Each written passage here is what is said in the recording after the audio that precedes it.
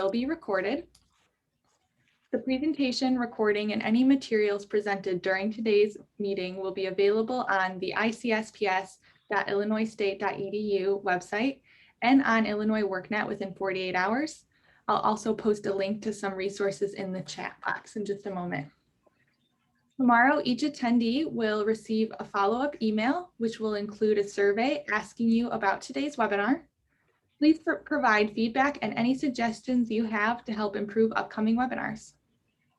A reminder, if you have a faulty internet connection or would prefer to call in, you can do so by calling into the webinar, and I will also place that information in the chat box.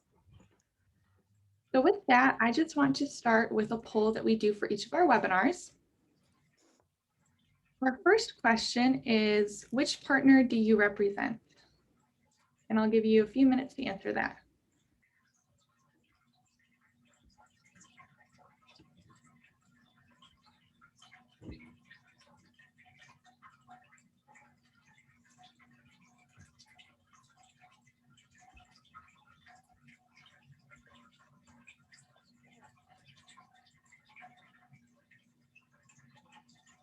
Okay, great.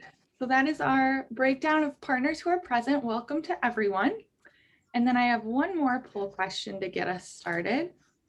And that next poll question is asking, where is your local area?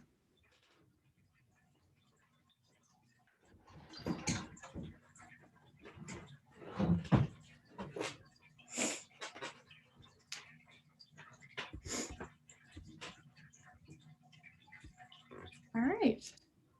Great. So it looks like we have a big group from Chicago and then a handful and many other people from Central Illinois and throughout the state. So again, we're so glad you're here, and I am going to turn it over to our presenters today to get us started. Hi, everyone. My name is Allison Dixon. I am a senior instructor in the School of Labor and Employment Relations at the University of Illinois in Champaign-Urbana. I'm joined here with a colleague. Ashley, do you want to introduce yourself? Sure. Good morning or good afternoon, everyone. My name is Ashley Hamilton, and I am the program manager for the Chicago Jobs Council for the Frontline Focus Training Institute. We're really happy to be here with you all today, and I'm going to go ahead and hand it over to Allison to get us started. Wonderful.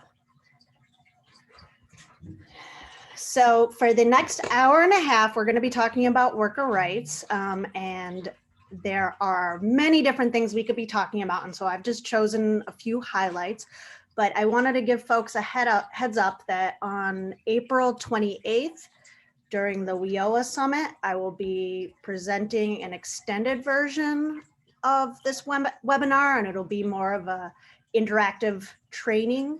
So April 28th from 1 to 4 p.m. I will be doing that for folks who are planning on attending that virtual summit. I also wanted to wish folks on the call today a happy in quotation marks, Equal Pay Day. So for those who don't know, Equal Pay Day symbolizes the current US gender pay gap, or how many more days the average woman must work to attain the income that the average man earned in the last year. So ladies, today's our day. We have been made whole compared to the average men, what they earned in 2020. So some food for thought as we get started. And so we're going to have, as Molly said, we're going to do some, if you have questions or comments or anything, please put it in the chat box. And along the way, I am happy to stop if it makes sense and answer those questions. And Ashley is just going to help me moderate those. If people have any follow-up questions afterwards or want to get additional information or even talk to me about specialized trainings, please feel free to reach out to me at the email that's here on this slide. So as was stated in the beginning, you all will be getting access, or you're going to be getting a follow-up email that's going to have a very important evaluation. It'll also have link to a resource folder in Google Drive that I've created, and that is going to be where you're going to have a lot more the detailed information that you need in order to help folks enforce their rights on the job. It's going to have contact information for enforcement agencies and just other specific things like worker rights during the COVID pandemic, and some specific things that apply to this current time that we're in. So make sure people know that that's a good resource. Very briefly, we're going to kind of start out by talking about how worker rights connects well to job training programs and adult education. And then I'm going to be doing this preview, like I said, just covering a few very important issues that workers in Illinois and across the US are facing kind of on record levels. And so the first one is really going to be about wage theft, and then along with that, just talking about the different minimum wage differences that workers in our state experience.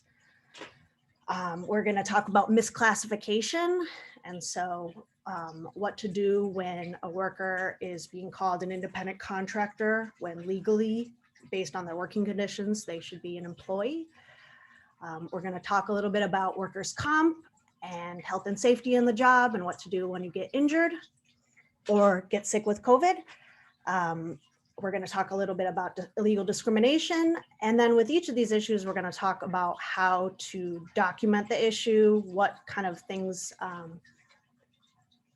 I think that you all are very equipped to prep folks for, to make sure that they are collecting all the information they need in order to enforce their rights on the job. This is about the resource folder.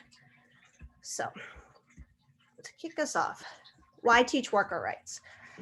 Like I said, I am faculty in the University of Illinois in the labor education program, the School of Labor and Employment Relations, and we have a statewide extension program. And so I, for the last 10 years, have been partnering with community organizations and community colleges and workforce development agencies to help them figure out kind of best ways to incorporate worker rights information into their job training programs. And the reason why we do this is because worker rights are kind of at their weakest point that they've been in the last 80 years by many considerations. And one of those reasons is because we have this epidemic of wage theft. And I'm going to talk a little bit more about what wage theft is, but in a nutshell, it's all the different ways that employers steal from their workers. So this is money that's legally owed to employees, and it's being kept by their employers in a variety of forms. And so I was able to work on a large research project 12 years ago, 2008, 2009, where we were able to measure how much wage theft is happening in our area. And so we just did it in Cook County. But at that point, 12 years ago, we were able to estimate that $7.3 million is being stolen from low-wage workers every single week just in Cook County. That's a lot of money. And, you know, with inflation, that number is much higher. And so, and this was just measuring a couple of different ways wage theft occurs. So, you know, we do, you know, use words like epidemic in this context because these kinds of levels of violations haven't really been seen since like the 1930s. And part of the reason why that is because workers are, for the most part, not receiving this education about their rights. There is no legal obligation for employers to teach worker rights to their workers. Most employers just, you know, typically have the obligation of posting, you know, notices in the break room, things like that. But this is not stuff that people learn in high school or anywhere else, normally just when they have a problem. So I think that all of us are very well equipped to start thinking about ways we can make sure that folks know what their rights are and where to go for help.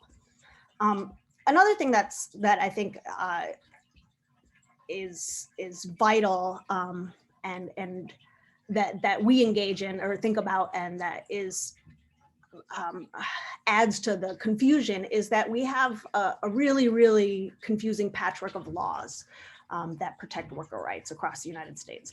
And so even here in Illinois, we've got multiple different minimum wages, multiple different laws regarding paid sick leave, paid family leave. If you cross over into Indiana, you're going to have, you know, much different laws, and that's going to extend to also workers' comp and anti-discrimination. And so I think that a lot of, you know, if it's confusing for us, one can guess that it's pretty confusing for most of the people that we work for. And so I think we're well equipped to also help folks navigate that terrain. And so why connect with workforce development? I mean, I think we really have assumed the mantra that part of being job ready is knowing your rights as a worker.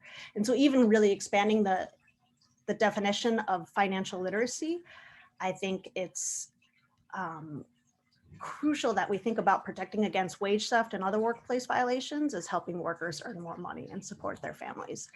And my experience, and I'm sure this resonates with folks on this webinar today, is that you know, people seem to be very well aware, frontline staff, when they are placing folks with jobs that they know or with employers that they know aren't, you know, maybe the best fit or aren't the most reputable. And so I think it's very empowering for folks who are actually doing this work to have some basic grounding in employment and labor law, so that they're able to guide workers who are experiencing different types of violations. With keeping that in mind, we have a curriculum that we've developed in partnership with the Chicago Jobs Council and with the UIC School of Public Health that discusses in kind of hands-on pick and choose modules, direct ways that you can connect worker rights information to workforce development programming. This is free. It is available from the CJC website. We are now on our 3rd edition, which was released in 2019. And hopefully a 4th edition will be coming out in the next year or so. But the whole point of this curriculum was not to add additional work to overburdened agencies and staff, but really to think about ways this information could connect to the work that you're already doing. And so the structure, you know, just in a nutshell, is these 8 chapters that focus on different aspects of worker rights. And then, like I said, there's all these, it's organized by, like, you know, 5 to 20 minute pick and choose modules. They are designed to satisfy like a wide range of teaching and learning abilities. And so there's lots of different methods that are employed, you know, depending on who the target audience is. And so, you know, when you're thinking about ways to connect worker rights to existing job training programs, the way we do that is thinking, like, for instance, this is just a few examples, but like if you were teaching or practicing interviewing skills, it's makes a lot of sense to connect some sort of training on recognizing illegal discrimination in hiring when you're having those kind of combinations and like conversations, and what are red flags to look out for. And so there's activities around that.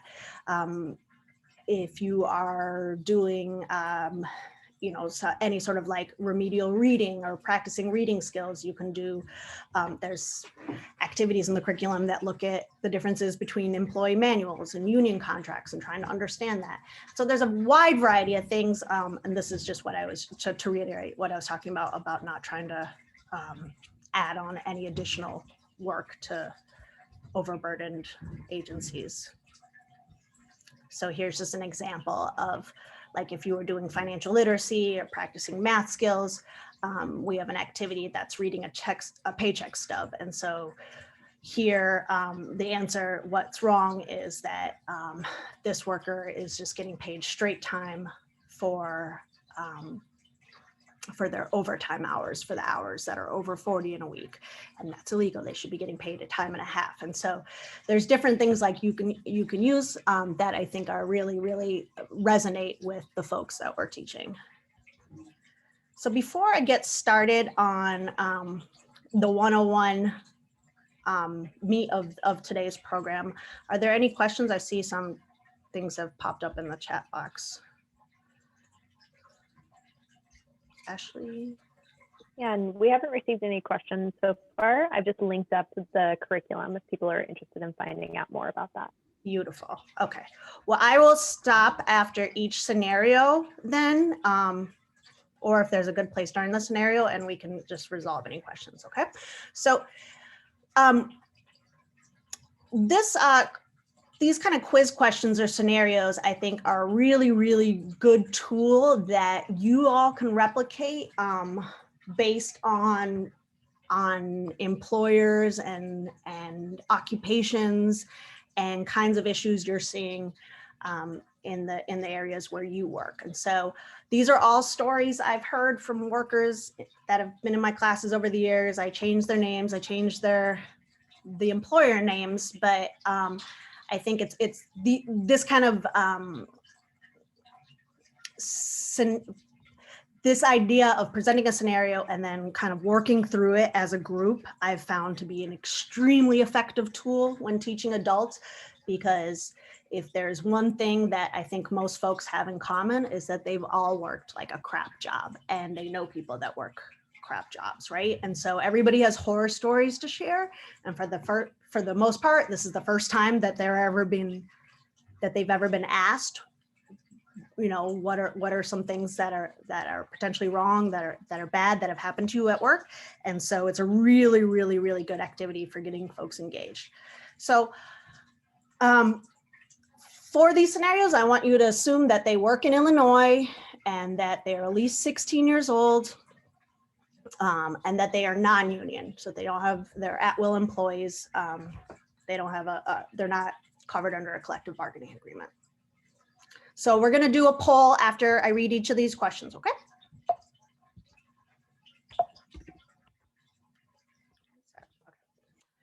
So Ryan of Fast and Easy Painters hires a few painters for a paint job in Bolingbrook. He says he will pay them $15 an hour and that they must start work on Monday morning at 8 a.m. On Tuesday, one of the painters, Peter, slips and falls off the scaffolding and breaks his ankle. Ryan claims Peter is responsible for his medical bills because he hired him as an independent contractor. What do you think? Is Peter responsible for his medical bills? Yes or no?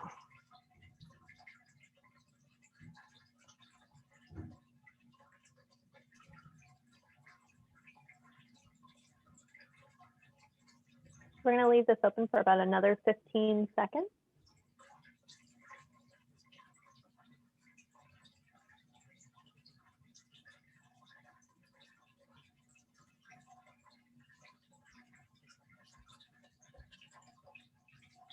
All right, so last call, we're going to go ahead and close up the poll.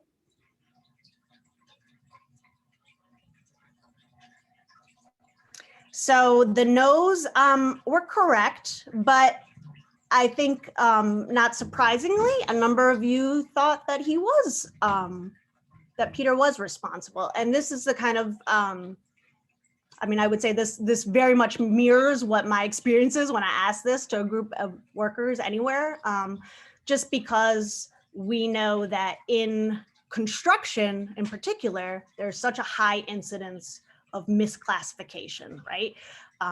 Contractors or subcontractors hiring laborers as independent contractors in order to avoid the responsibilities that they would, you know, have if those workers were employees. And so we're going to go through this. There's a lot of different issues, and I think that this is kind of indicative of the kind of questions that I think can get really good discussions going. So yeah, the answer is no. These are the issue areas we're going to talk about: misclassification, workers' comp, wage theft, and then potentially the rights of undocumented workers. And so when I'm thinking about a question like this and wanting to talk about it with a group of students or workers, the first thing is to clarify, is Peter an independent contractor, an employee? So how do you know, and why does this matter? And this is where you can get some really good conversations going about what legally are the differences and why it is that Ryan would want to call Peter an independent contractor. So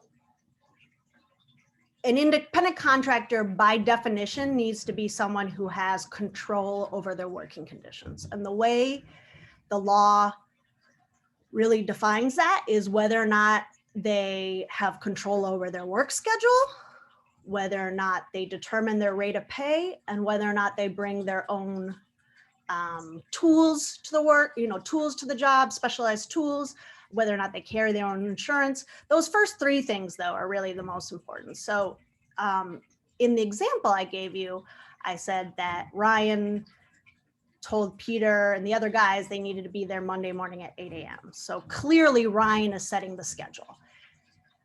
Ryan also said he would be paying them $15 an hour. So Ryan is determining the pay. If Peter was truly an independent contractor and working as like a skilled painter, the relationship, employer-employee relationship would look, I'm sorry, employer and worker relationship would look more like, Ryan going up to Peter and saying, hey, I've got this job. Can you and your brothers, work for me next week? And Peter would say, okay, but we can't get there till Wednesday. And, this job's going to cost you $2,000. That clearly would be, a sign that Peter was an independent contractor. But one can see how it gets very fuzzy, especially in construction, where one of the highest costs is labor. And so, we start to think about why it is Ryan would want to call Peter an independent contractor. And so this is where you can get some very, very dynamic discussions going on with folks in your class about why does this even happen? So there was a study a number of years ago that showed that upwards of 50% of construction workers in Illinois are misclassified as independent contractors at some point in their career. And so even for union tradespeople, I know, just because I've got a lot of family that works in construction, during times when they're on the bench and they've been laid off, a lot of them work non-union residential construction jobs. And I know I know lots of people have been misclassified. It frustrates me to no end. But the reason why Ryan is going to call Peter an independent contractor is because then he doesn't have to follow the basic laws that protect workers, right? So he doesn't have to pay him overtime. He doesn't even have to pay him the legal minimum wage, even though it looks like he is if he's paying him $15 an hour. But I think most important in construction is he doesn't have to pay Peter's workers' comp insurance. And so workers' comp is expensive. All employers in Illinois, even if they just have one employee, a nanny who comes to watch their kids on a daily basis or on a regular schedule, are legally required to carry workers' comp insurance. And workers' comp is a no-fault system, and I'm going to talk about it in just a minute. But this is I would say one of the primary reasons why Ryan doesn't want to deal with having employees.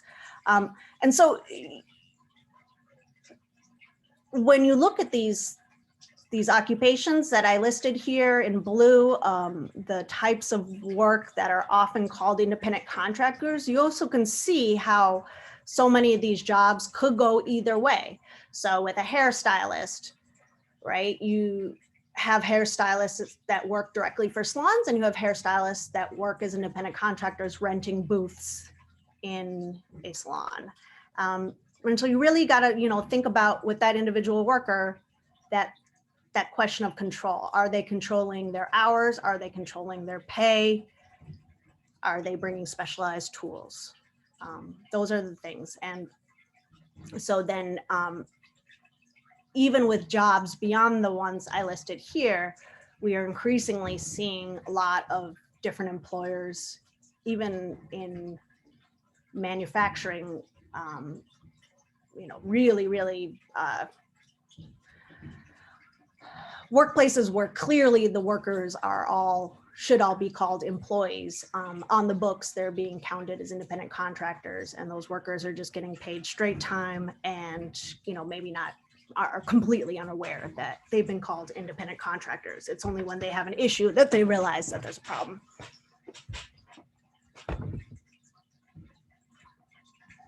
And just to here in orange, just to mention really quick, I put the agency that's in charge of enforcing this law is Illinois Department of Labor, and we have one of the strongest anti-misclassification laws in the country in Illinois. And it is very, very, very easy to file a complaint directly from the Illinois Department of Labor's website. And so I encourage everybody to check out their website afterwards and kind of get familiar with it and how you file complaints. The director of the Illinois Department of Labor under Governor Pritzker comes out of the Carpenters Union and is extremely concerned about the state of worker rights in our state. And so this is probably the best resource that folks have right now. So I think we talked about this, all the different, like what misclassification does and why this is problematic. So the only other thing I wanted to say here is that it's not just an issue for the workers' compensation. It also means that there's no unemployment money going into unemployment insurance for that worker. It means that there's no money going into Social Security, and so at the end of the day, the worker is losing money and the protections of the laws that they're entitled to. So workers' comp, in a very quick nutshell, is the system of insurance that all employers must carry to cover their employees who are injured on the job. It is a no-fault system, which means that even if Peter fell off the scaffolding because he wasn't adhering to proper safety protocol, like he loosened his harness or something, even though Ryan had given him all the PPE, the personal protective equipment that he needed, workers' comp would still cover him. And the reason why is because workers' comp, just in a nutshell, is it was called the Grand Compromise when it was passed, when first workers' comp laws were passed over 100 years ago. And so in exchange for allowing workers to have this no-fault system where they were going to be covered no matter what if they're injured on the job, and I put a little asterisk by no matter what, employees are not allowed to bring private claims against their employers. And so you're covered, but there is a cap on how much money you can receive because of an injury. And so most workers' comp questions, I tend to refer directly to workers' comp attorneys. I'm not a workers' comp attorney. And so if you reach out to me with questions, I'm probably just going to pass on your question to an attorney. But the thing to keep in mind is that there are, not only is it a complicated area of law, but there is a lot of efforts to make sure that workers aren't aware. I mean, it's actually kind of doubly, not only that they're not aware of their rights, but that employers will kind of mask a lot of the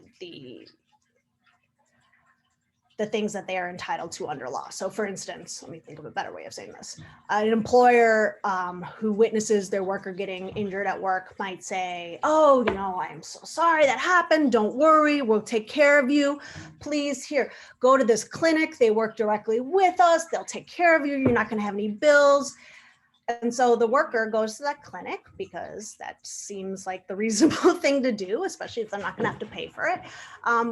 But the problem with that is that that clinic at the end of the day is being paid by the employer. So it's a fundamental conflict of interest.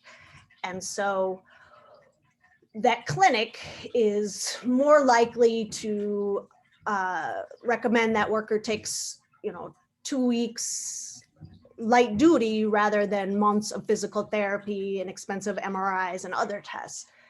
And so in this type of situation, what I always recommend to workers is that if they suffer an injury on the job, first they need to let their employer know about it. And it's a good idea to always let folks know about things in writing and keep a copy for yourself. But even if it's just orally, that suffices, but you want to make sure there's some witnesses. That worker should go to the clinic that their employer is suggesting, because they could actually lose their job if they don't do that. But, and this is the really important thing to keep in mind, is that after they go to the company clinic, they need to go to their own doctor, and they base their workers' comp claim off the diagnosis of their own doctor. And if they don't like or don't agree with the diagnosis of their doctor, they have the right under Illinois to get a second opinion.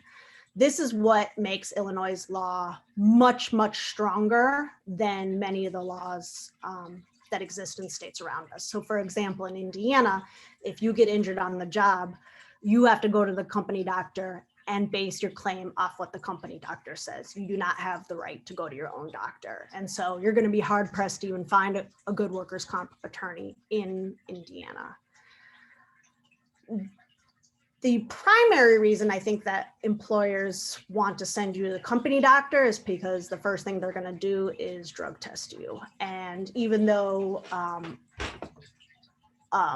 like marijuana is legal in Illinois, certainly most employers prohibit being high at work. And so if you get drug tested, even if you weren't high, and if there's still some THC in your system, you likely are going to get denied workers' comp.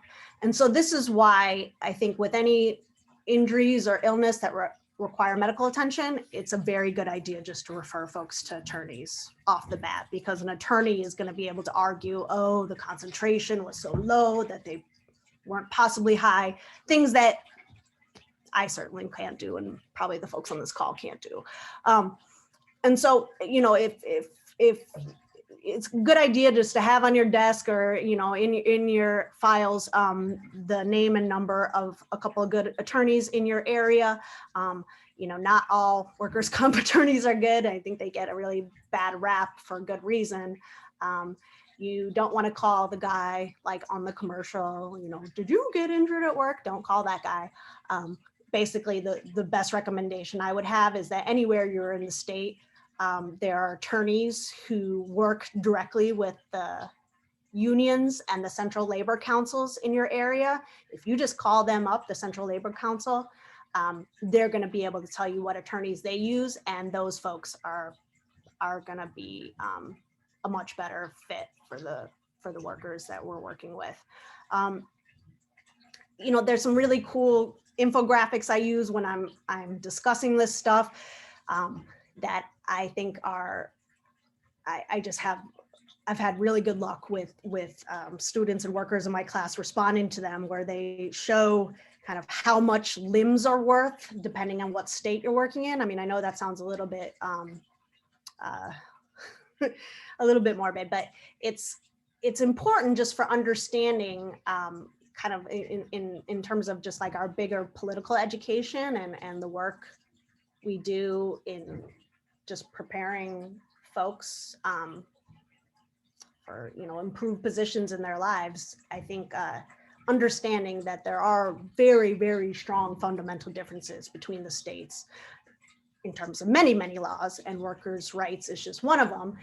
workers' comp, just like looking at these infographics of how much, an arm is worth in Illinois versus Indiana gives you a very good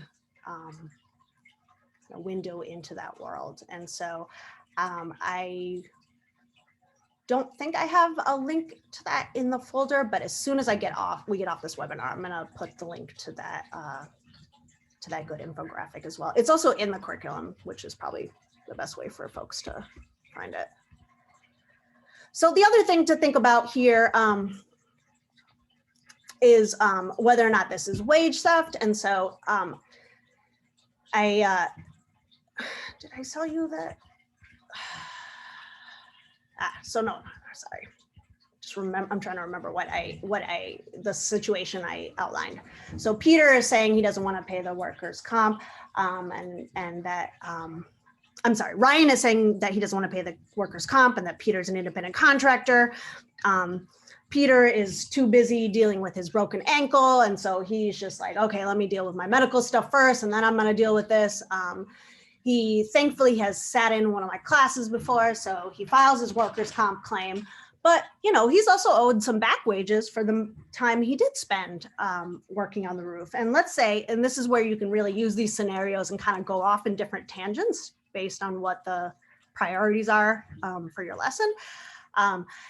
And so here's where I often say, like, let's say, he calls up Ryan's cell phone number. He has Ryan's cell phone to see when he can get his paycheck for the couple days he did work.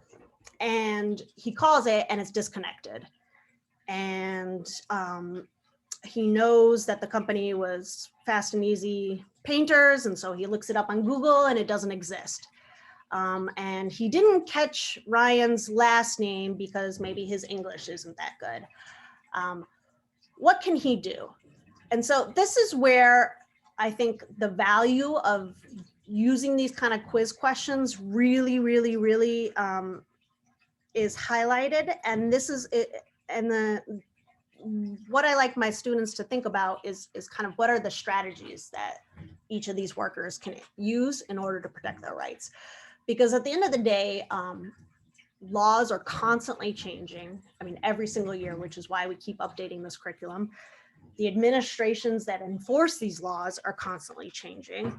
But what doesn't change is the struggle that workers have in proving that their rights were violated. And so these kind of strategies, I think, are what, if there's one thing I want my folks to take away after the class is really kind of thinking about ways they can be protecting themselves from day one on the job. And I've had really good success working with different workforce agencies that have creatively thought of different ways that during their job training programs, they can get folks into the habit of doing some of these documenting strategies. So for instance, recording your work hours, real basic one, right? Just having your students do that same sort of thing every single day for, the classes they're taking is a good way to get in the habit. And it doesn't matter if it's on your phone or in a paper calendar, as long as you're doing it every single day. I've had students, not that long ago, I had a student who told me that she was working at Subway and she had taken my class like 6 months earlier and had started just keeping track in a notebook of her hours. And then she got paid and noticed her paycheck was short. And so immediately she went to her manager, showed her manager her documentation, the hours, and the manager was like, oh my gosh, just a clerical error, I'm so sorry. And she was cut a new check. So obviously that wasn't like a bad apple, bad employer, but things happen, right? And so, it's up to that worker to enforce their right. And if she hadn't been keeping track of her hours, she might not have known that there was, her check was short, and she certainly wouldn't have had any way to prove it. And it's very important when thinking about hours that you make sure that folks know that they need to be keeping track of this stuff by themselves. On their person, right? Not using the company app, for instance. I have a very good friend that I keep reminding this to. And it's like frustrating to no end since she's my good friend, but she keeps using the company app to track her hours. And I'm like, that is not valid. First of all, the company can change the information in it at any time. And the second they know that you're, speaking up and saying that there's a problem, they can just cut you out. Like they can cut you off the app. And so you need to do this stuff on your own, right? It only takes 10 seconds.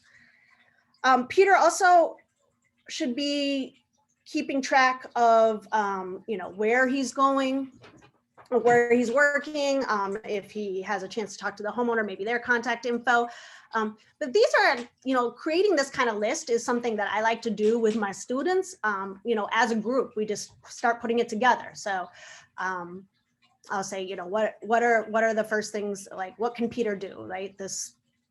Ryan's phone is disconnected, and then typically you'll have somebody who suggests that Peter go back to the house and, knock on the door and talk to the homeowner and see if they have Ryan's contact info. Well, that's a really, really good idea. And that's why I suggested putting it on this strategy list. But what happens when, Peter does that and then the homeowner, they have like a language barrier problem. Let's say Peter only speaks, like limited English and mostly Polish, and the homeowner doesn't speak any Polish. And so they're not able to communicate. Or even worse, you have sometimes homeowners who just, refuse to talk to the workers who've been working on their houses, right? And so that may or may not work. Another idea is always a good idea to kind of collect coworker contact info. Your coworkers not only might have additional information about the employer, but they also can serve as witnesses, right? So if somebody else was there when Peter fell off, or somebody else is there working under the same conditions, they could also say, hey, I can vouch for this.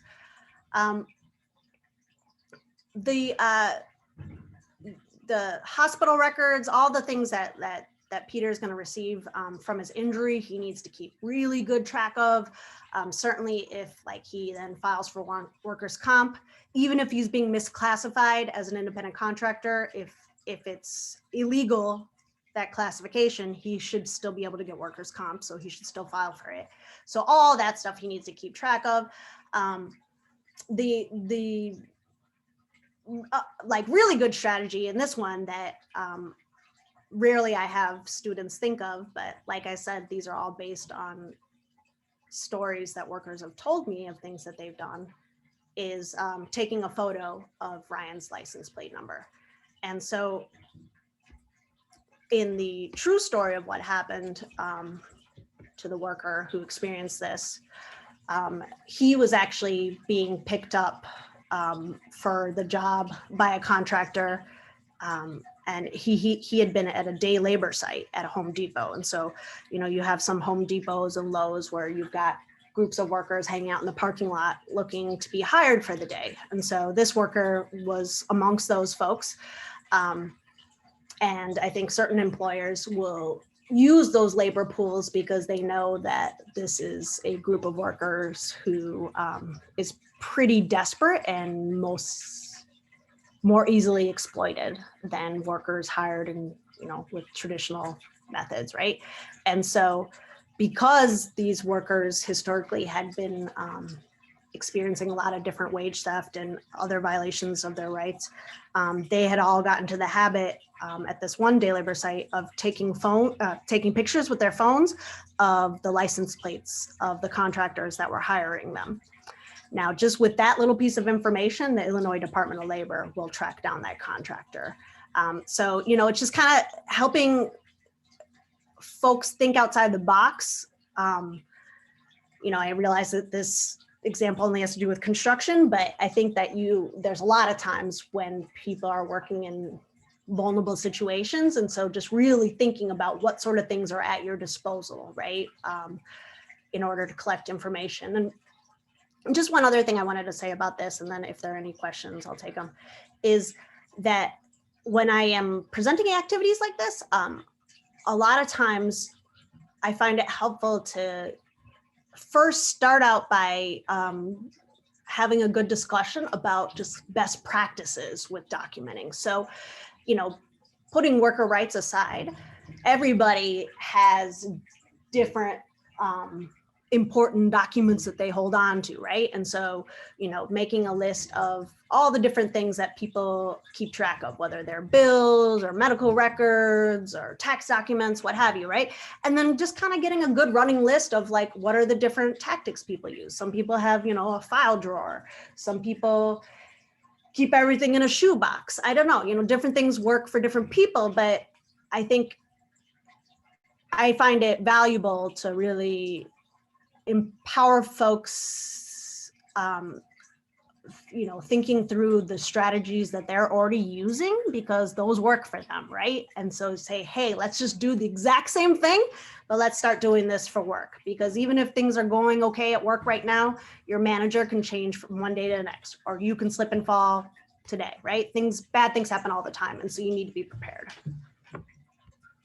All right, before we go on to the next one, are there any questions, Ashley? Yeah, so there was one question that came in during the independent contractor versus employee discussion. Okay. And it was saying, how about those who work in restaurants? They get paid the minimum wage or less. That's a great question. And I think actually on the next scenario, we're going to be talking about this, about these kind of different minimum wage levels, right? And so for folks who work in tip jobs, not only servers and bartenders, but also valet parkers, lots of different people work tip jobs, bellhops, right? They are legally entitled to, they can be paid a sub minimum wage. And so we're going to talk about that in just a second, if that's what the question was. Am I right, Emily? Yeah, I think that's what it was around. That's the only question we've received so far. Cool. All right. We will move on. I'm about to apologize for talking so much, but that's the point of a webinar like this. It's just so, a year in, none of us are used to this really, but it's okay. All right. Jeremy waits tables at an Olive Italiano restaurant in Peoria. His shift starts at 11 a.m., but his manager insists that he arrive by 10:45 a.m. so that his station is ready for the lunch service. Is Olive Italiano required to pay Jeremy for this extra 15 minutes?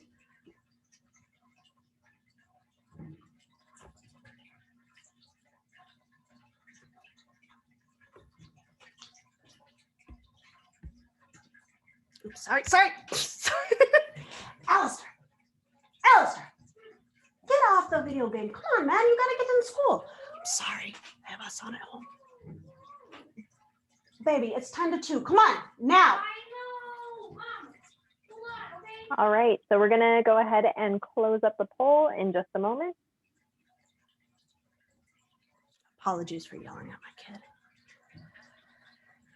All right, yes, the answer is yes. And it's not just because I gave you a preview of it, but once again, you see here that there's some division amongst our participants today. I think, well, the point of all these scenarios, and I'm sure you all can think of similar ones, is that while the law might be clear, this stuff happens all the time, right?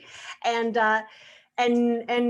I think a lot of people have experienced this, right? Especially working one of these kind of jobs where like, technically your shift starts at a certain time, that's when you're allowed to punch in, but they really need you to be there and ready and already maybe doing some stuff before that designated hour. So this would be another form of wage theft. And so we're going to kind of get into the details of those different minimum wage differences here too. So here I made a quick list of the most common forms of wage theft. I'm sure there's some other ones we could probably think of, but failure to pay overtime wages, violating minimum wage laws, misclassifying, taking illegal deductions. So that would be like for this worker, if they were being charged for their apron, things like that.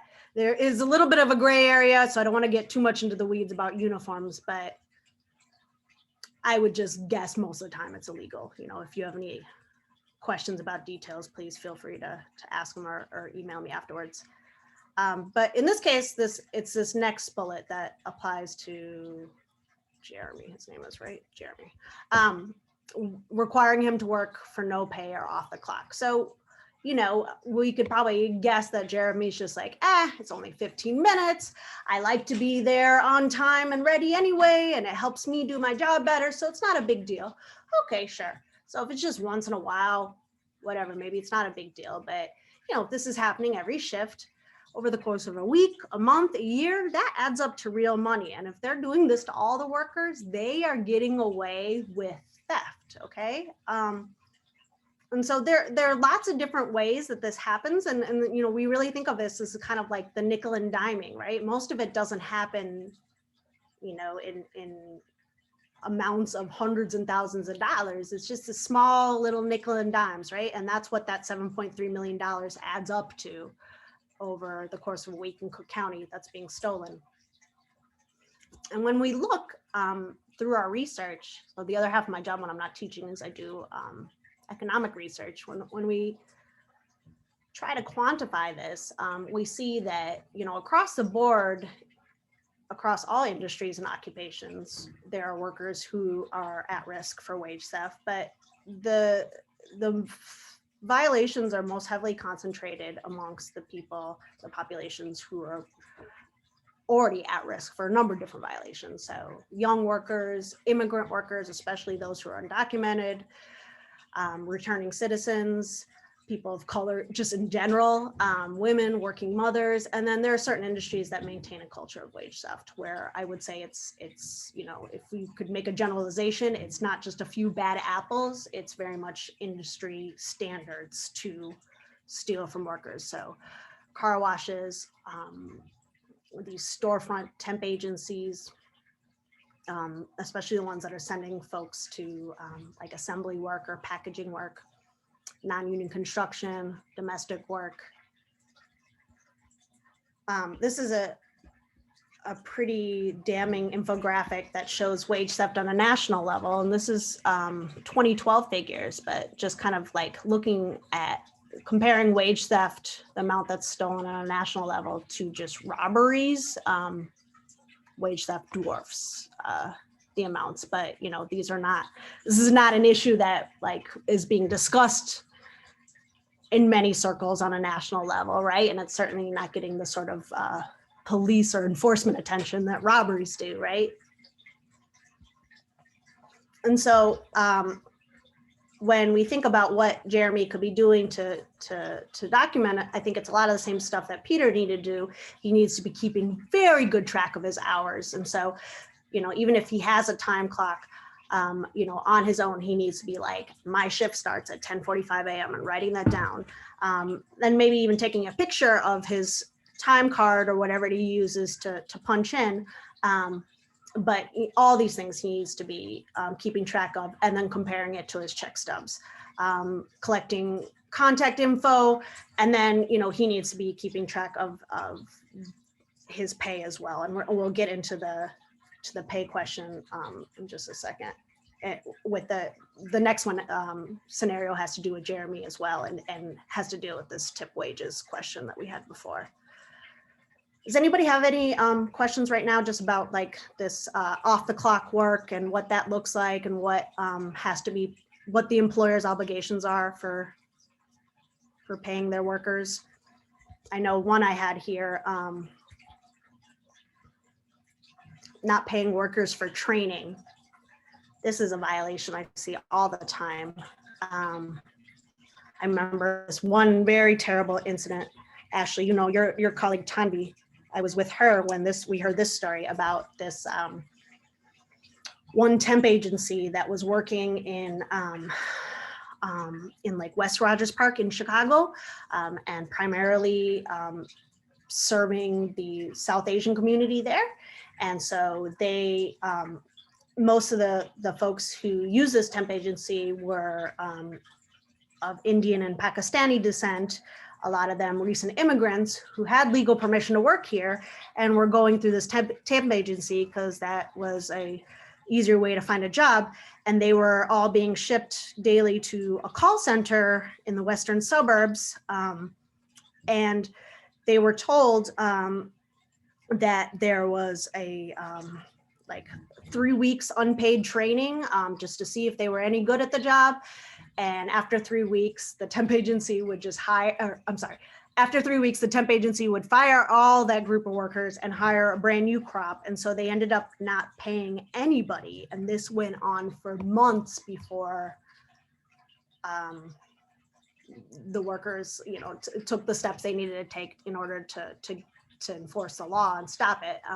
That's obviously a very egregious example of not being paid for training, but I pepper my presentation with these anecdotes because this stuff is happening every single day, as you guys, I'm sure know. So, any questions before we move on? Ashley? Nope, we haven't received any questions yet.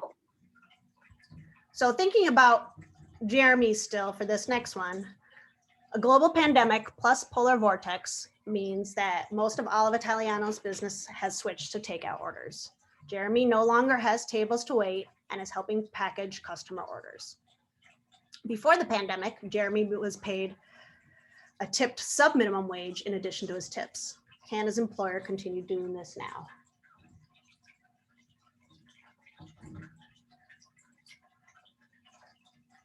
This one I gave you, it depends. So it's probably pretty obvious what the answer is. Alistair.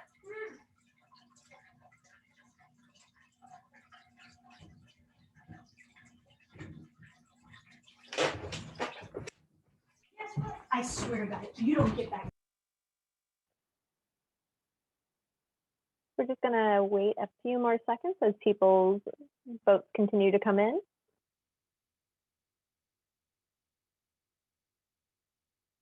All right, so we're gonna go ahead and close the poll.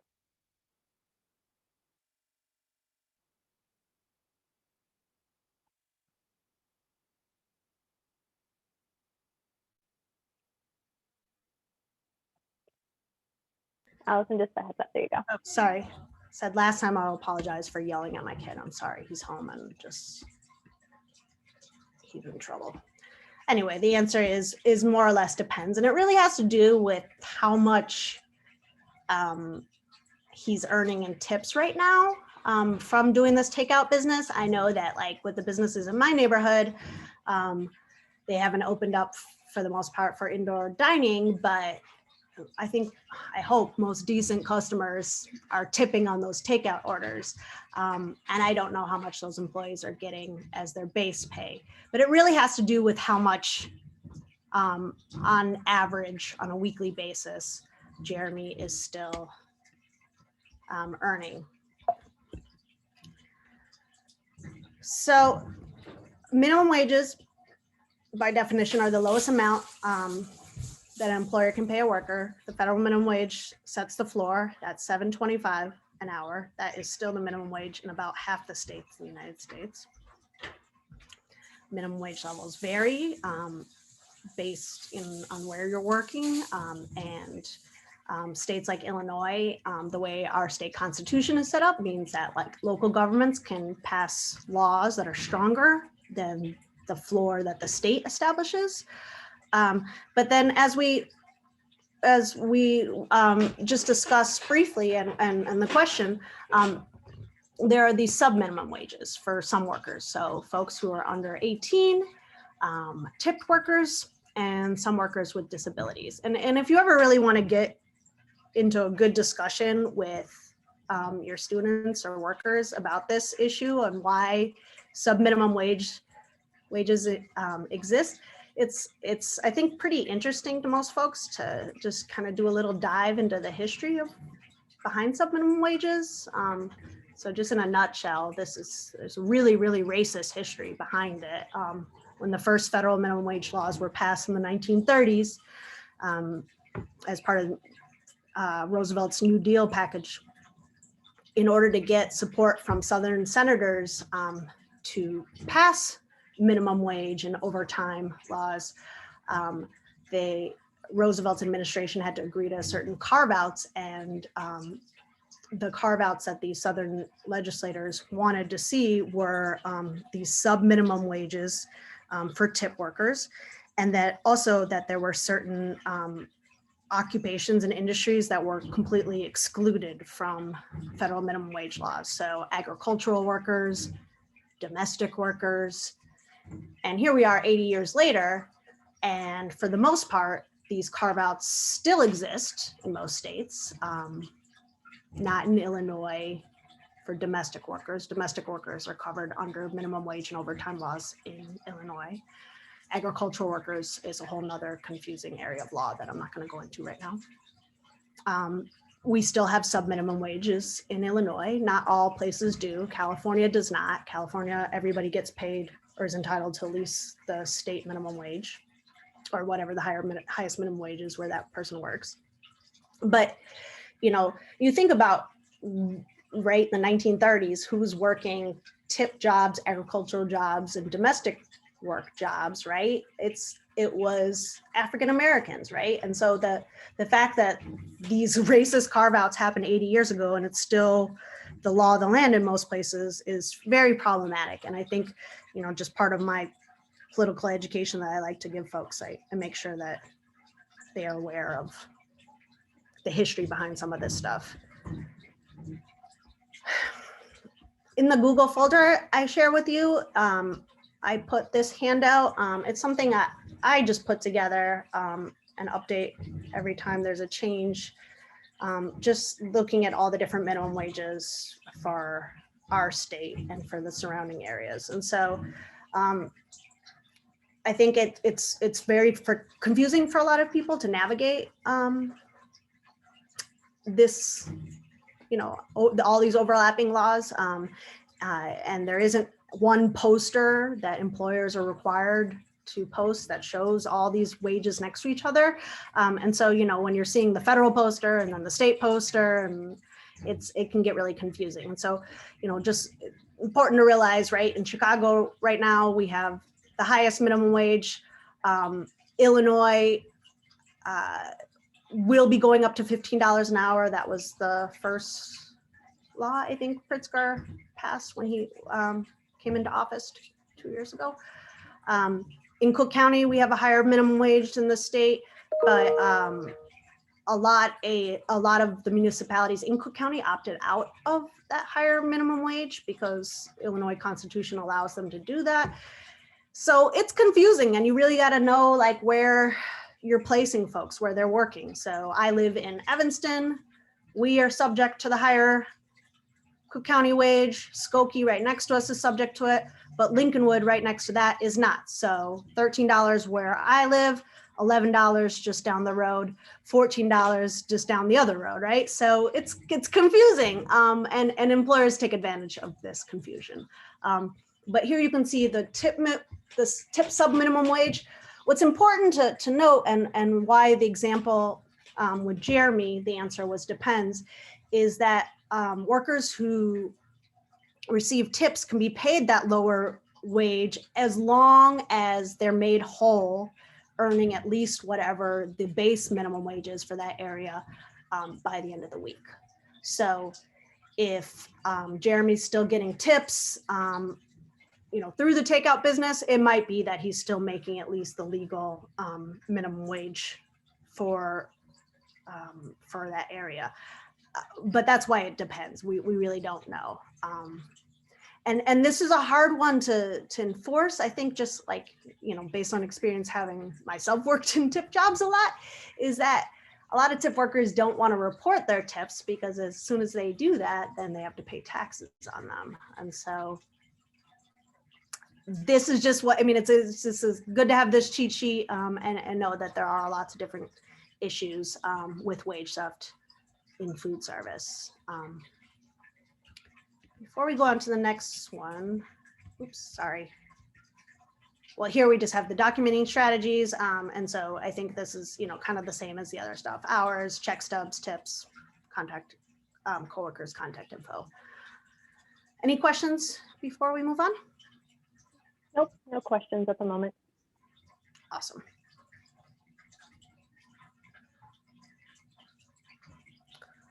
So now we're going to move into discrimination, just kind of give you a little taste for this.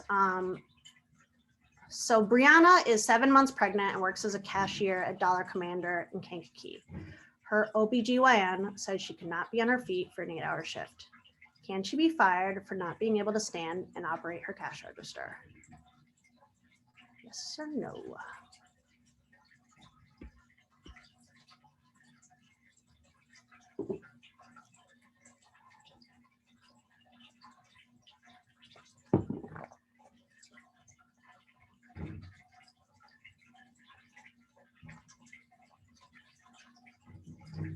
Ooh, can we do something with the poll, fellow moderators, real quick?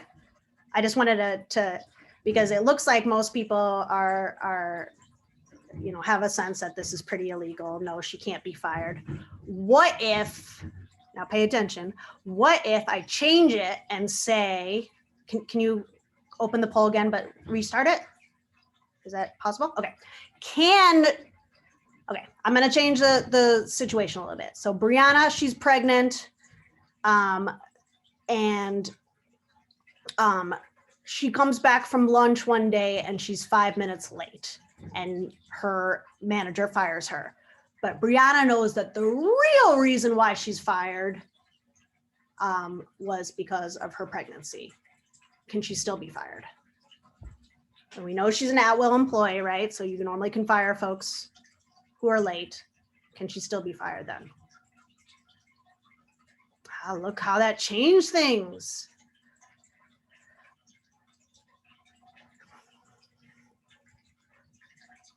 Excellent. Thank you guys for playing along with my experiment here. We can close the poll.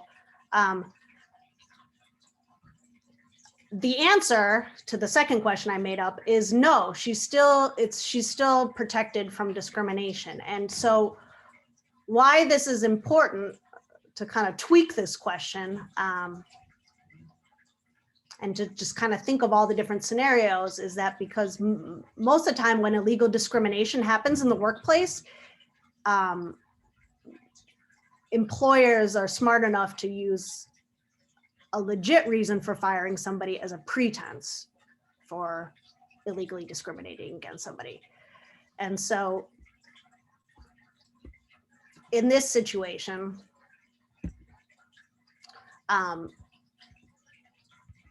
with Brianna, if she was late and she was fired, you know, on face value, that would be, you know, perhaps wrong. I mean, like feel like it was, you know, morally wrong or something. It's her first time ever being late, but legally that should be allowed. I mean, should be permissible.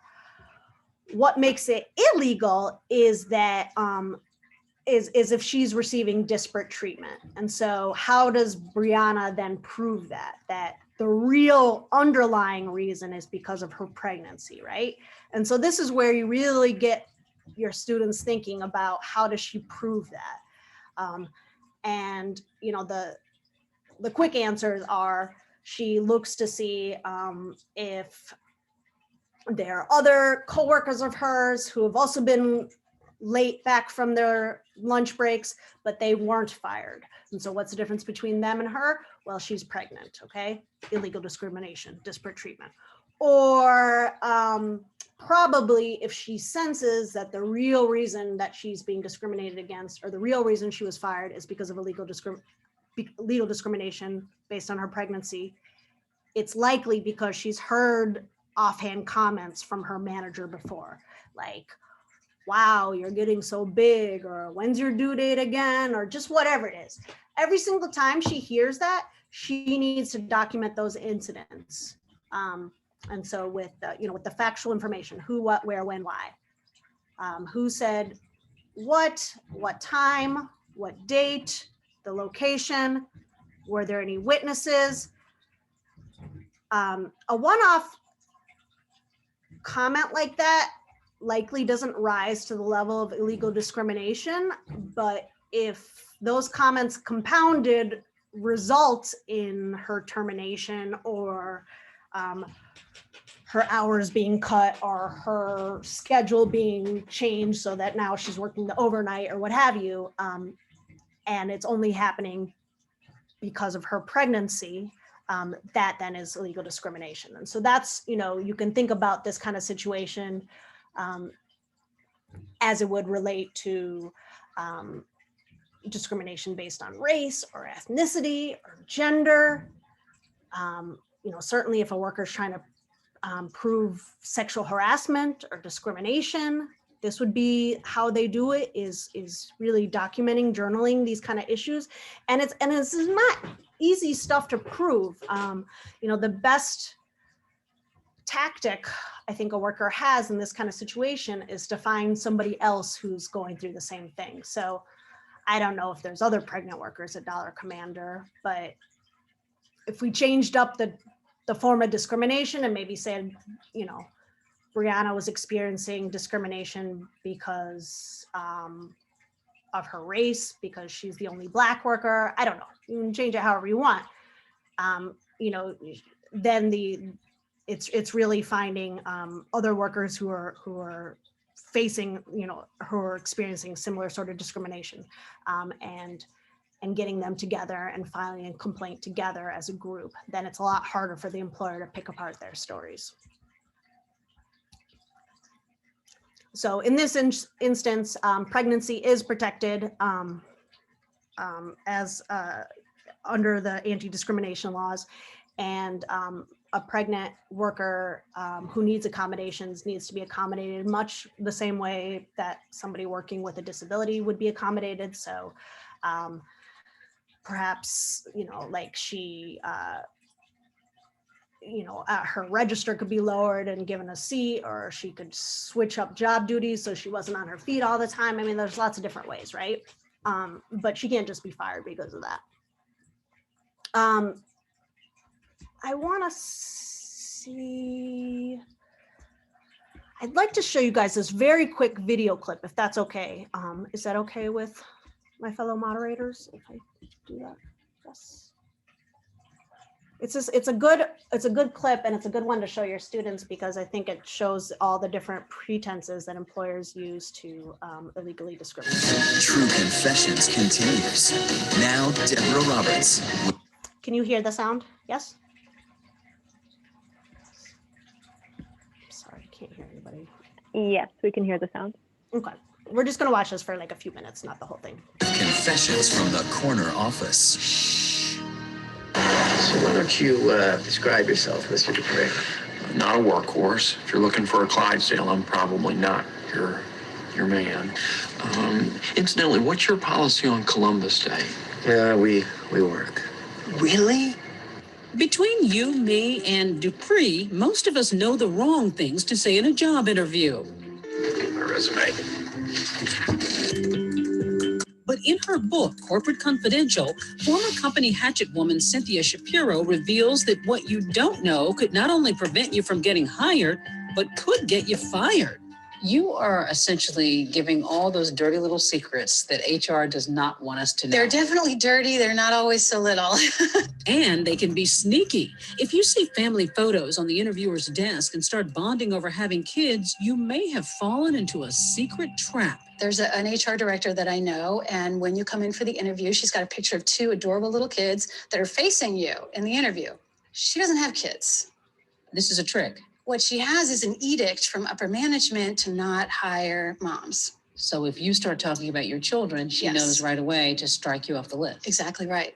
That's And terrible. And you'll never know. And there's even a secret backup plan that might keep moms from getting hired. The "let me walk you back to your car" trick. They're looking to see if you have a baby seat in the back. Aha, so they come which over here and these they... people do.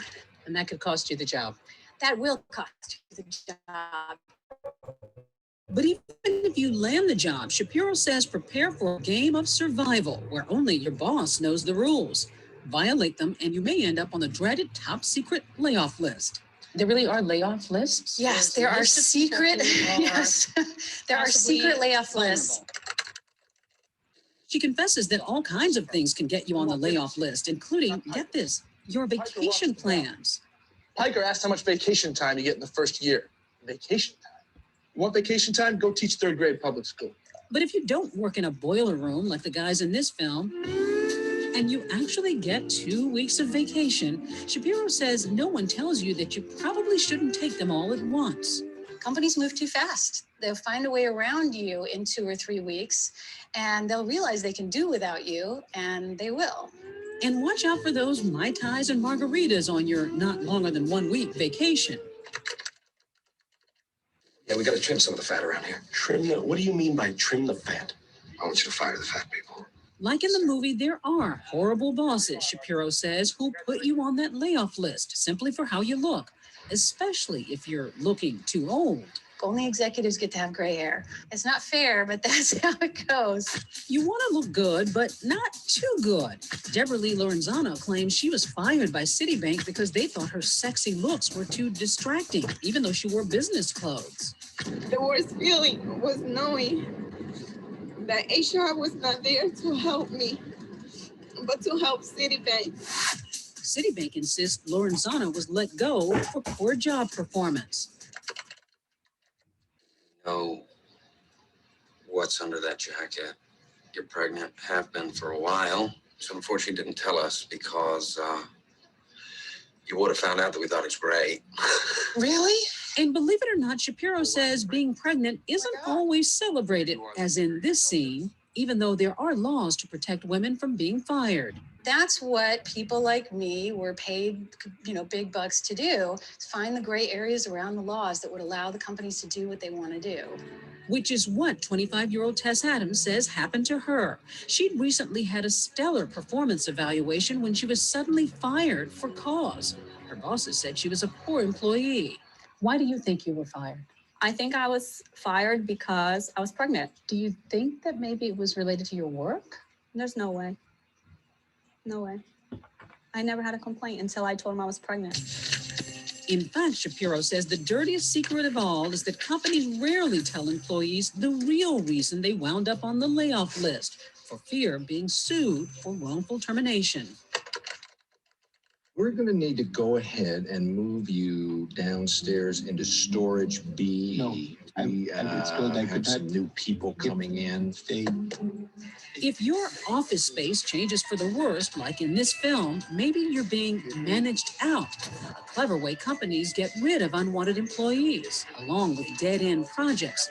It's all about building a paper trail, proving you're a poor worker. The HR people are going to kill me for disclosing this on TV, but they will create documentation that makes the employee look like they're not doing their job. They fake documentation? They create it. It's all how you look at it, right? Shapiro says she was fed up with all that deception, so we put the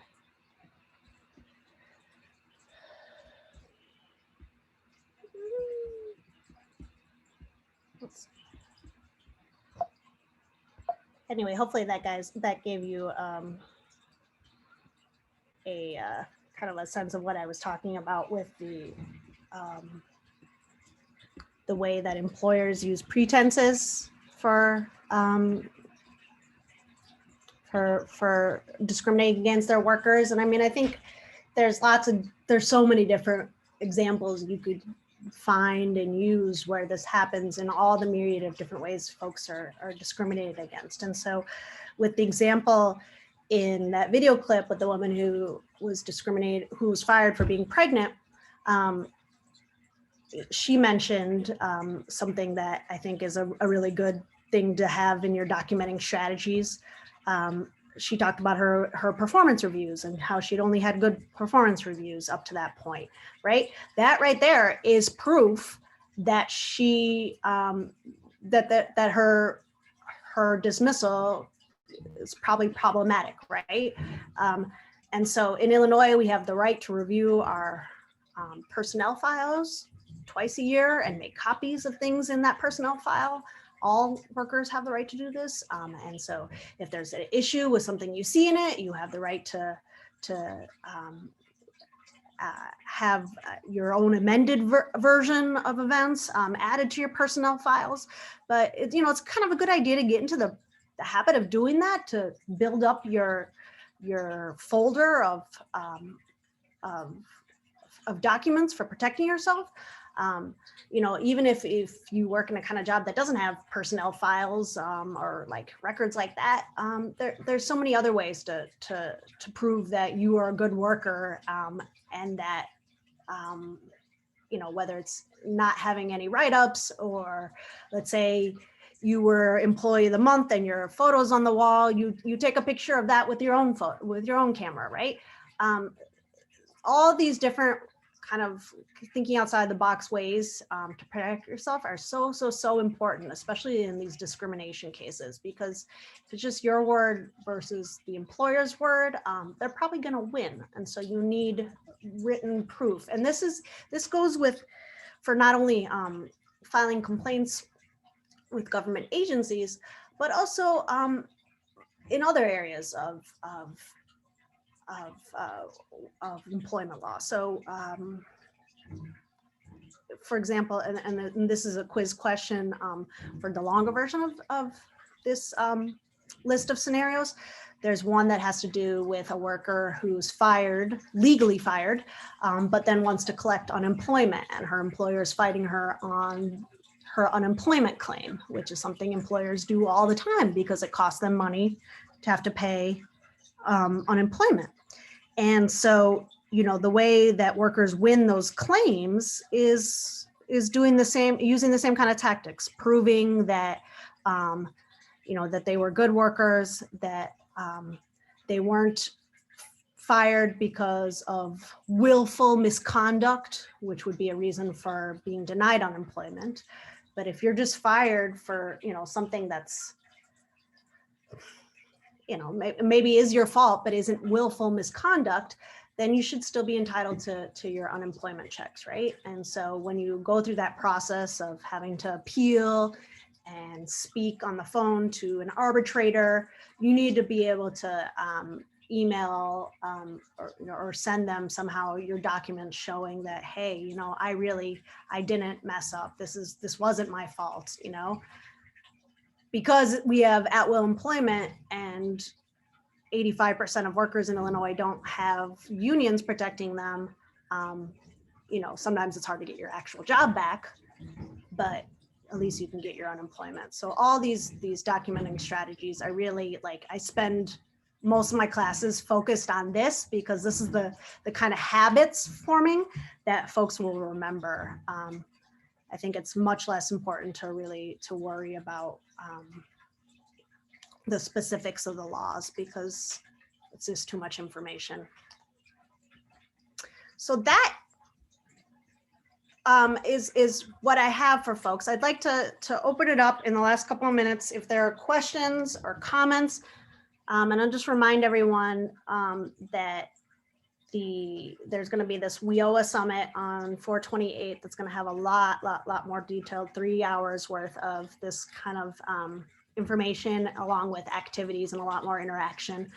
I also wanted to just quickly say before I forget that in the resources folder that you guys are going to get, there's a folder on enforcement, and that folder is going to have a list of worker centers. And so for those of you who are working in the Chicago area, I think the most important thing is when thinking about worker rights and enforcement is to consider worker centers as your first line of defense. And those are like nonprofit community organizations that help workers, especially non-union, low-wage immigrant workers, navigate this terrain. And so they've got folks on staff who are experts on worker rights, and they don't charge money, and that's where I refer people in the Chicago area. So that's a good resource list. All right, questions?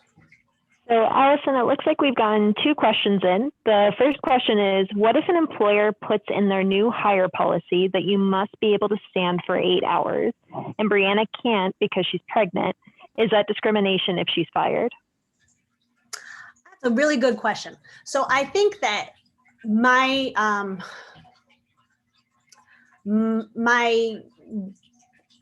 first thought is that I think that language in the employee manual is discriminatory. There are very few jobs where, accommodations aren't possible. And so, I mean, that would be discriminatory not only against, pregnant women perhaps, but like also other people with who have disabilities and can't stand. And so if, they can truly show that the job duties and the business requirements of Dollar Commander require people to be on their feet for 8 hours nonstop, then perhaps, but I think most employers are going to be hard pressed to be able to do that. Excellent. Thanks, Allison. And another question that came in is, can an employer fire an employee who is suffering from anxiety due to the pandemic or had COVID? Oh, that's a great question. I mean, I think that anxiety, regardless of whether or not it's COVID related, I mean, if it's medically diagnosed, once again, that should be considered or treated as somebody who has a medical condition who needs to be accommodated, right? And so face value, I would say, no, they cannot. I think they would need to work with that employee to figure out how they can make those working conditions, feasible for that individual worker. In both that case and the pregnancy case, if reasonably there's no way an accommodation can be made, let's say you are working on a construction site where, I mean, even in construction, there should be ways, some job duties that can be, require more of a light duty. But let's say there truly are no way to accommodate in either of these situations, the anxiety or the pregnancy, then that worker can be laid off, which is different than being fired, right? So laid off, would mean that, like, A, you're guaranteed to your unemployment check, and B, you have a right to return once the conditions are different. Excellent. Thank you. And two other questions that just came in real quick. Who determines what it means to be at will? The state does. And so the best way to answer is, I would say, the workers do, because the workers under federal law have the right to form a union, and that will, if you have a union, then you are no longer an at-will employee. But those so that's a federal law.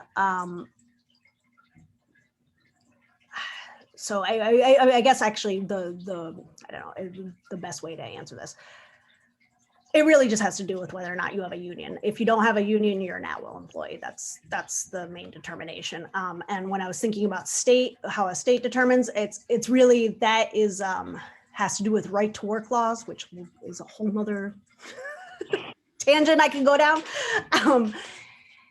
But I mean, just in a nutshell, it just has to do with whether or not you're a union member. Excellent. Thanks for that clarification.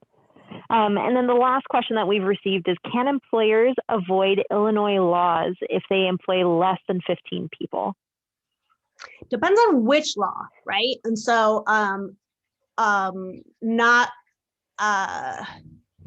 it really depends on which law. So some of these laws, especially with like FMLA, or taking leave if you're a survivor of domestic or sexual violence, things I didn't even talk about, but I will be talking about on the 28th.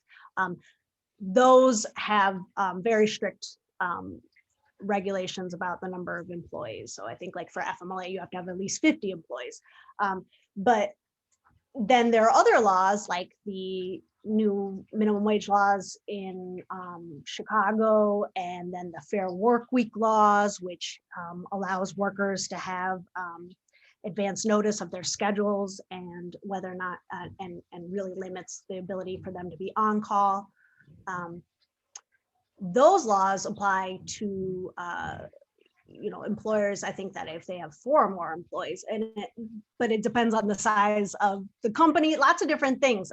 So I really think that the long and the short of it is that it depends on the law, and it depends on where you are in the state.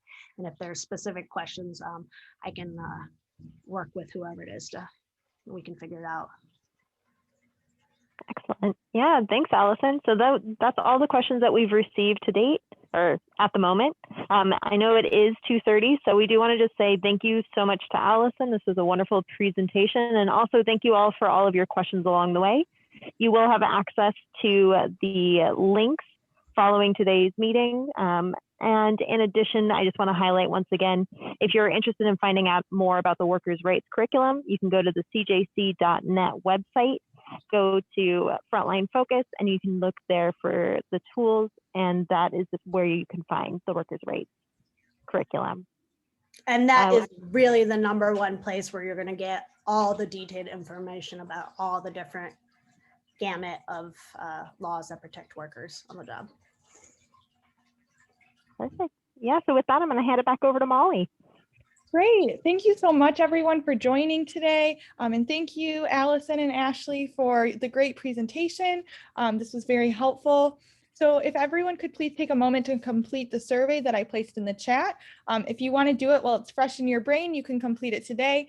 If not, you'll be getting an email tomorrow with that survey to complete, and that really helps us out with future webinars. So thank you so much, and you'll be getting an email from us tomorrow. Thank you, everyone. Really, really appreciative for your participation today, and apologies that I had to yell at my son. I'm sure that a lot of folks on the call can empathize with the situation that we all are living in right now. So thank you. Thank you so much. Have a good day, everyone. Bye. Bye-bye.